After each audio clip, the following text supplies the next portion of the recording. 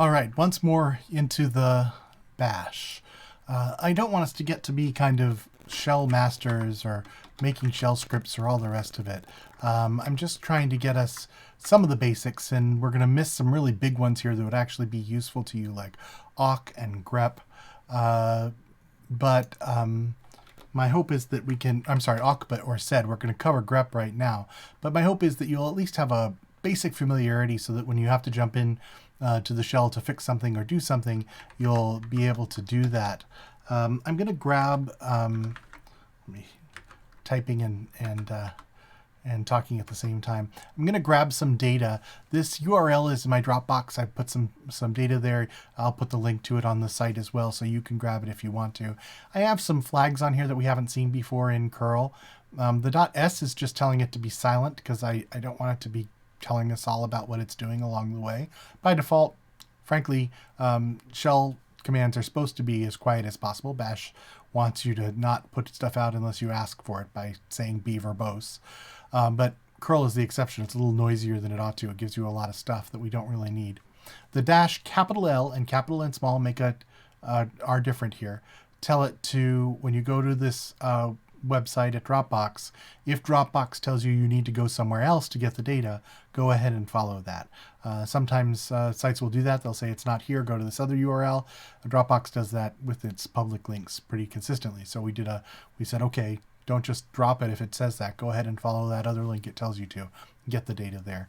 And then we've kind of put it out as into other files before, but here we're using the -o and saying put it in this file right here, poll.tar.gz. What about that .tar.gz? So .tar this means that this is a tarball. Why it's called a tarball, I'm not sure. I'm sure there's good internet lore about that, but tar stands for tape archive.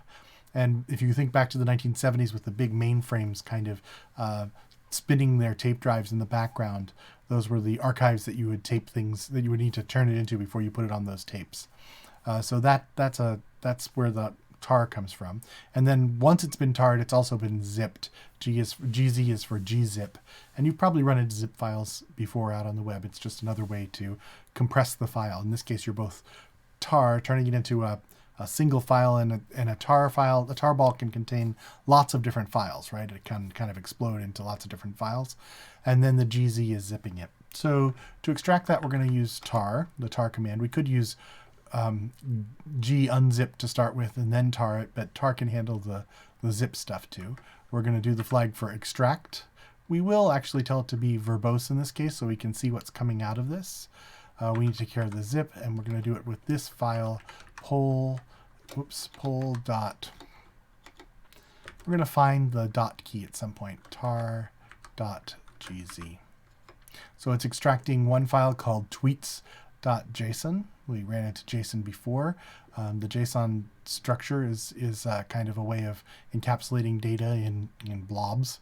And then another file called users. Let's take a look at these. Well, let's first kind of see what we have in our folder here. We have, I've made this really big so it's easier to read, but it means that it's on multiple lines. We've got this tarball we got, and as you can see, it's much smaller than what it expanded to, which is a huge file for the tweets and a slightly smaller file for the users. It runs over the line here. Let's do what we often will do and do a quick head on the tweets to see what's in there, just to get a feeling for the format.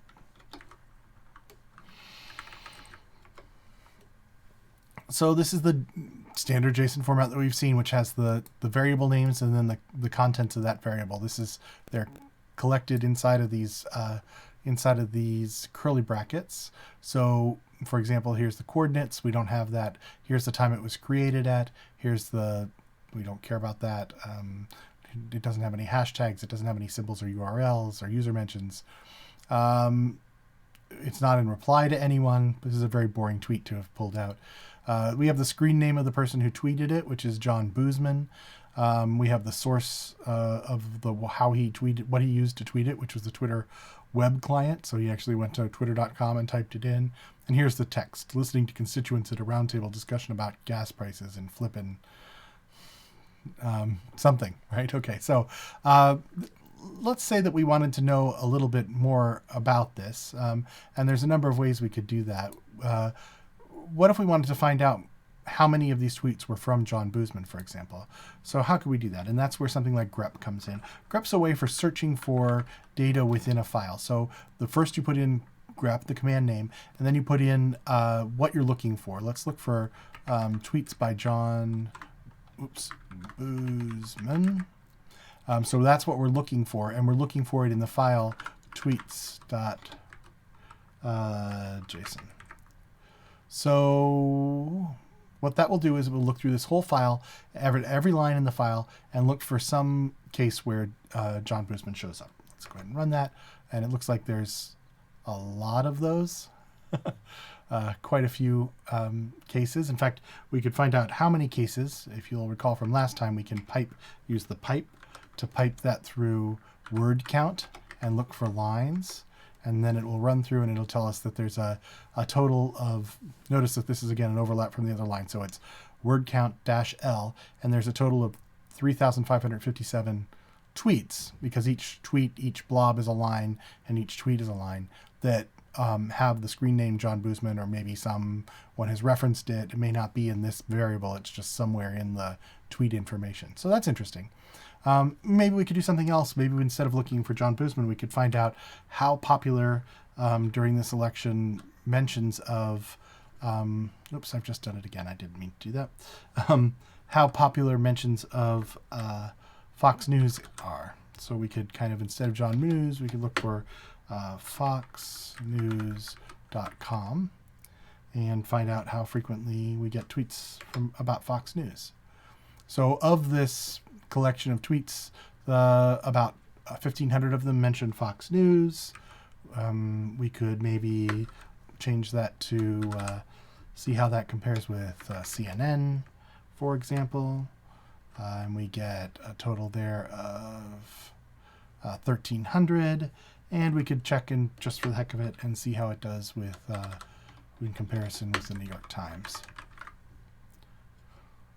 And for that, we get 2,800. So we're actually, this is hardly research, but we're getting a feel for like how often things are mentioned and that sort of thing. So it really is kind of feeling out the data. Could we do this by looking at it? Yeah, we could, but this is a huge file with millions of tweets. We wouldn't be able to just kind of get a glance at it and know this stuff. So grep's a great way of kind of figuring out what's in the file. But the power of it doesn't really come from these individual ones. What if we wanted to, we've got the start of this, foxnews.com, cnn.com, newyorktimes.com, right? So we've got the start of these, but it doesn't really get us to, how would we assemble a longer list of this, right? Well, we could just go and find out all the news organizations, but maybe we want to know what all of the .coms are that people are looking at. So, I think at our gut level, we might do something like this, right? So rather than count them, let's just look at them real quick. That's not tweets.com that we were trying for. It's tweets.json. And actually, it only comes up with one. And the one it comes up with is this, it's not even star.com, it's star space com. So clearly something has gone wrong here. And what's gone wrong is the star key, which is what we've used elsewhere as a wildcard in places, like in other commands here for looking for files and stuff, doesn't work in grep because grep is looking for regular expressions. Regular expressions are something that some people love.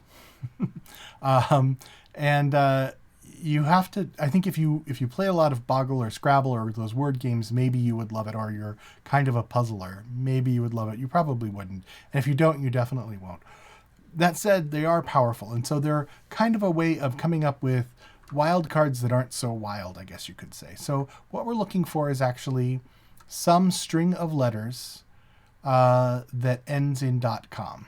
Okay, and so the way we might do that in explaining it to grep is we'd have a bracket and we'd say we want anything from A to Z or from A to Z. Actually, you can have numbers in there as well, 0 to 9, and you can have, well, we'll only worry about top level domains. That's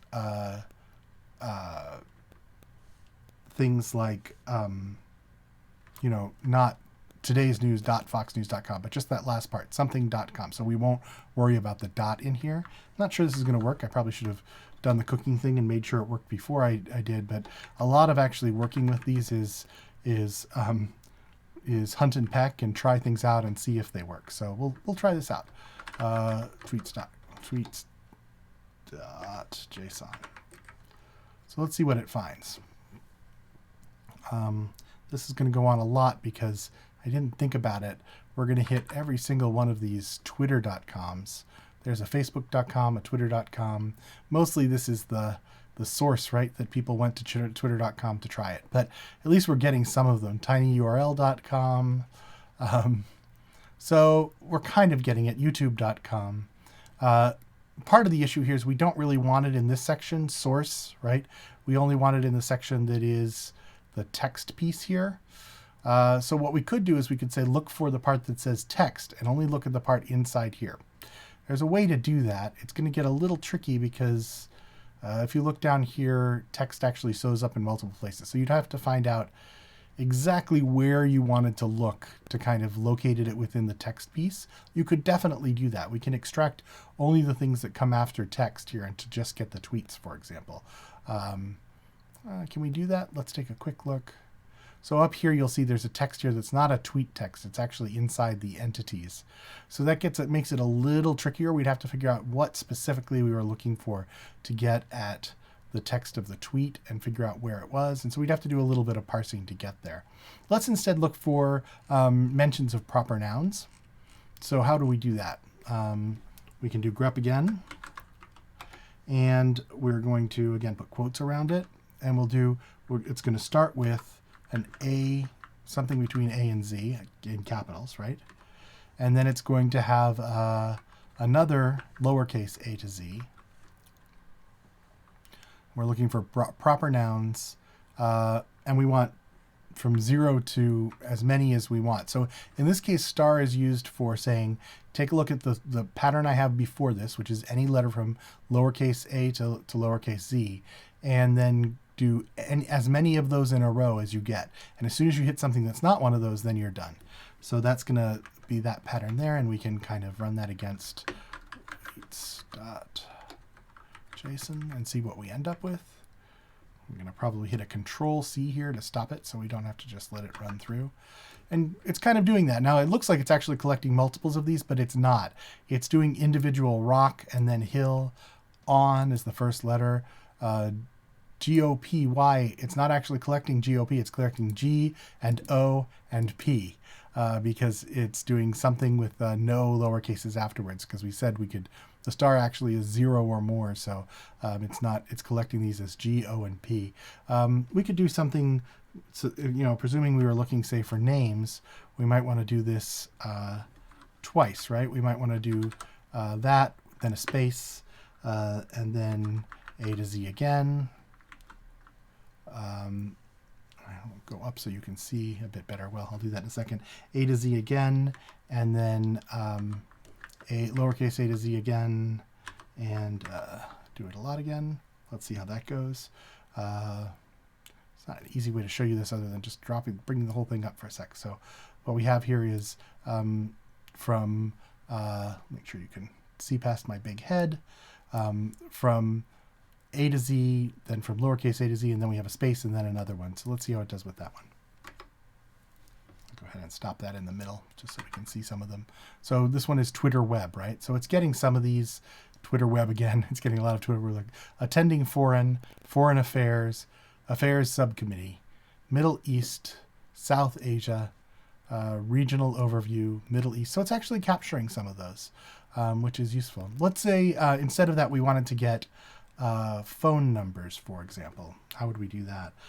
Well, phone numbers are written in a number of different ways, but one way we could do it is looking for the numbers, right? It's going to be some 3 numbers and then a number from 0 to 9.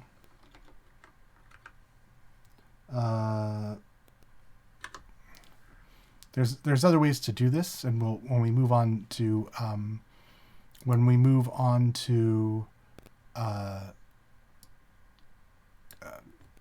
doing this in Python, we may do something different, which is to say look for a digit, right? But I'm cheating a little bit here by doing a copy and paste. So 0900909 dash 09009 dash, and then 4 numbers at the end, 2, 3, 4. Now, of course, they also sometimes have people will put parentheses around the first. Sometimes people will just put spaces in here, but this at least gets us an estimation of some of these numbers, right? So let's see what we get here. All right, cool. So we got a bunch of them. There's a 1 in front of it. We didn't think about that, but that's okay. It still caught it. So there's a bunch of phone numbers that kind of show up. So I need to call to call DC office, give my New Britain office a call. So it looks like it's mostly senators and Congress people saying, give my office a call. Let's do this. I don't know if we've done this yet, but one thing we can do in here is a flag that is, actually we could have put this towards the back too, but O, which in this case doesn't mean output, it means only. And instead of reporting the whole line in which it appears, it just gives you the stuff that your regex matched. So here's the phone numbers that it's matching. That's cool. Let's go ahead and dump those into a file. Numbers.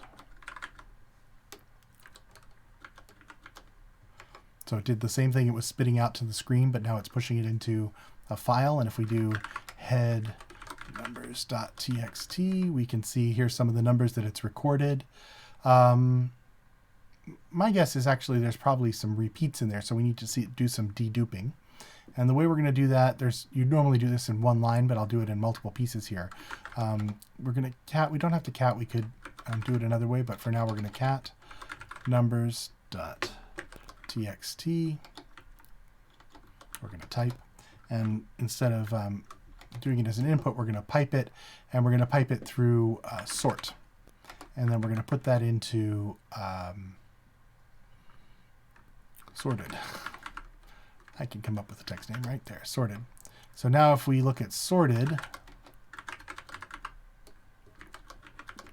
you'll see these are all in alphabetic, or in this case numerical number. And so we see that we have quite a few of people blasting their phone number out there each time they run it. So let's go ahead and get rid of the duplicates, and we can do that by running it through a different function. We're going to cat, what do we call this? Sorted. And we're going to pipe it again into a new command, which is unique, which looks for only unique lines and only includes those. So we'll put those into dedupe, because we're basically deduplicating, right? We're getting rid of any duplicates. And now if we cat, we won't see the duplicates in there. And great, and we can actually we could take a look here. We can pipe it through and take a look and see how many total phone numbers we have by doing a line count. And we have about 1,000 numbers. So we can send this out and have our volunteers start calling these numbers at random and selling them our services. If we did that, we probably would want not to do it in this order, because some of these are probably the same exchanges in the same building or the same office. So maybe we'd want to randomize it, and we could do that. One of the nice things about sort is it actually can unsort as well. So we can do sort-r, which is for capital R, which is to randomize. So we can actually go through and get these out of sorted order and put them instead in some kind of random order. This is useful if you have a list of students and you want to decide who's presenting when, for example. So it gives you the option of kind of just sorting it randomly. You can sort it in reverse or whatever else as well. All right, so I think we've covered an introduction to grep. We really didn't get into much depth there. We started to talk about how you can match ranges of things and how you can say look for repeats. We still need to talk about the details of this, which is looking for matching spaces or matching not things that are not including this, so you can look for an end phrase and stop there. Really, we could do people have written full books on how to use regex, and so I don't think we want to go into that much detail, but we're going to leave bash in the next section and go back to Python and use regex within Python. And so we will touch on some of the other ways to make regular expressions when we get back into Python. And mostly what you end up doing is kind of just picking your way through and trying to figure out what kind of regular expression will work, or in some cases you can look online and people will have said, oh, I've solved, I'm sure if you look on Stack Overflow, there's a ton of ways to figure out, phone numbers are a little bit tricky, in fact, because of the way people do them. But I'm sure there's a number of people that are regex masters who've come up with nice, regular, super long, complicated, probably regular expressions that will handle all the various ways in which people tend to formulate their telephone numbers. This can be used, if you're careful about it, to do things like find personally identifiable information. But when you do that, you have to look very, very carefully at whether you're doing it right. There's a famous case of Yahoo, I think it was, releasing huge amounts of data about their searches on their site, and they said, oh, we were careful, we got rid of anything that looked like a social security number. But that was not the best way to think about privacy, right? So you have to think pretty deeply about what it is you're trying to extract and whether you're doing it and how important it is that you get it at 100% and all of those questions. But for looking for the shape of things and for starting to poke at some very large collections of data and pull out things that are useful, this kind of just playing with it can be useful, and grep can be a tool in that, an arrow in that quiver. All right, thanks.